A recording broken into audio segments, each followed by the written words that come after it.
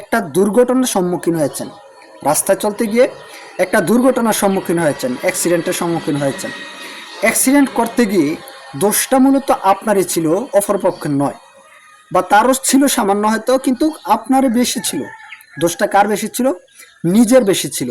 যখন আপনি দোষটা বুঝতে পারলেন যে দোষটা মূলত আমার ছিল, সেখানে কি আপনি ইনসাফ প্রতিষ্ঠা করতে পারেন? যখন লোকজন আসে তখন কি নিজের উপরে দোষটা চাপিয়ে অথবা নিজের দোষটাকে মানুষের সামনে প্রকাশ করে বলতে পারেন যে হ্যাঁ, এই দোষটা আমি করেছিলাম বা আমি এই দোষে দোষী?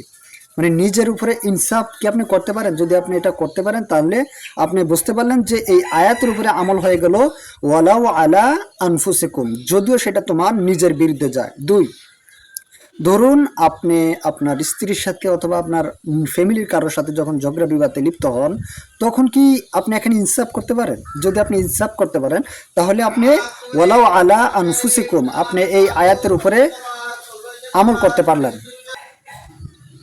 তিন নাম্বার হচ্ছে, আপনার ছেলে মেয়ে, আপনার সন্তান সন্ততি যখন কারোর সাথে ঝগড়াতে লিপ্ত হয়,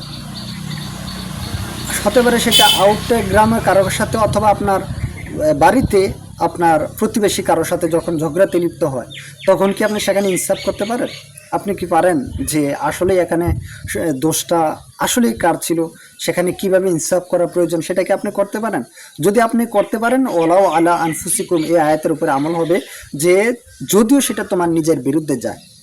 এরপরে ধরুন আপনার দুজন মানুষ যে কোনো কারণে যে কোনো জায়গাতে ঝগড়া লিপ্ত হয়েছে, এই দুইজনের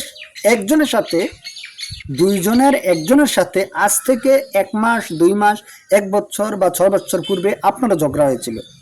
এখন এই দুজন যখন ঝগড়াতে লিপ্ত হয়েছে, আপনি কি সেখানে ইনসাফ করতে পারবেন? নাকি আপনি ওই যে যার বিরুদ্ধে যার সাথে আপনার ইতিপূর্বে ঝগড়া হয়েছিল, আপনি তার বিরুদ্ধে গিয়ে ওই ব্যক্তির পক্ষ নেবেন? কি করবেন এখানে? তাহলে এখানে যদি আপনি ইনসাফ করতে পারেন তাহলে ওয়ালাউ আলা আনফুসিকুম, যদিও সেটা তোমার নফসের বিরুদ্ধে যায়, আল্লাহ তাই বলছেন যে তারপরে তুমি কি করো? ইনসাফ করো, ওয়ালাউ আলা আনফুসিকুম। এইভাবে করে আমাদেরকে ইনসাফ বা আদল কায়েম করতে হবে কিসের মধ্যে? নিজের ব্যক্তি জীবনে।